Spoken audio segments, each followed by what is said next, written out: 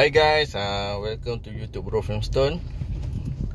Okay, hari ni setelah beberapa hari bro tak berniaga, biasalah cuti kan, bro mancing. So hari ni bro start balik berniaga. Dan benda paling parah sekali untuk bro hadap hari ni, telur tak ada. Ya, telur tak ada kan. So itulah macam mana kan. Dah berniaga Char-Kway-Teow, kalau Char-Kway-Teow tak ada telur, parah kan. Dan hari ni bro dah pergi beberapa tempat mencari telur. Oh, memang gila stres lah. Memang telur tak ada langsung. Oh, wah, mana dah ni. So tanya dalam grup yang berniaga lah, diorang sendiri pun short telur jugalah.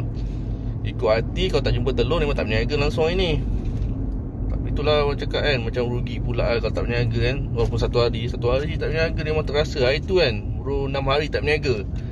Oh, gila terasa betul lah. Tapi okey lah, dapat juga berehat kan. So tapi takkanlah kita nak berehat lagi kan. Yalah, rezeki kena cari. Lagi-lagi time-time dengar cerita mungkin PKP lagi sekali lah raya kali ni kan. So kalau PKP maknanya 3 tahun berturut-turut kita raya dalam PKP. Tak boleh balik kampung semua kan.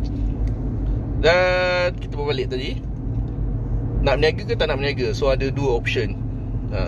Tapi bro rasa baik bro berniaga lah kan. So bro cari, tanya kawan-kawan. Ada satu kedai tu, diorang cakap ada telur.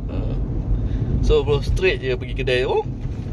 Alhamdulillah ada telur. Tapi cuma itulah, bro selalu berniaga pakai grade C punya telur. Sebab kalau pakai grade C memang dia ngam-ngam lah dengan Char-Kway-Teow bro tu.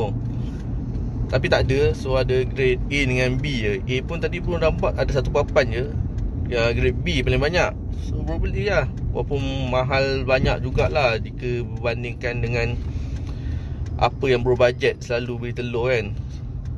So tak apalah, asalkan ada. Tapi itulah, jangan risau, Char-Kway-Teow bro tetap harga sama.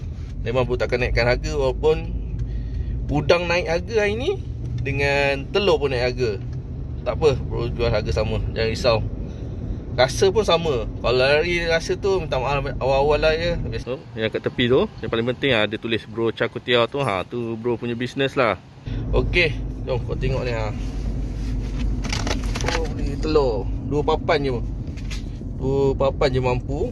So untuk hari ni, stok hari ni je kan, 2 papan. Kalau habis ni, maknanya habis lah Char-Kway-Teow bro hari ni. Kira sold out lah kan. So untuk esok pula harap ada telur. Kalau tak ada telur, bro tak niaga lah esok. Okey, itu saja daripada bro untuk hari ni. Terima kasih kepada korang yang sudi menonton YouTube Bro Filmstone. Jangan lupa untuk like, komen dan share. Jangan lupa untuk subscribe YouTube Bro Filmstone. Tu ada anak kat belakang. Dan jangan lupa tekan loncengnya. Siapa tengok cerita Jerome ke? Tak boleh.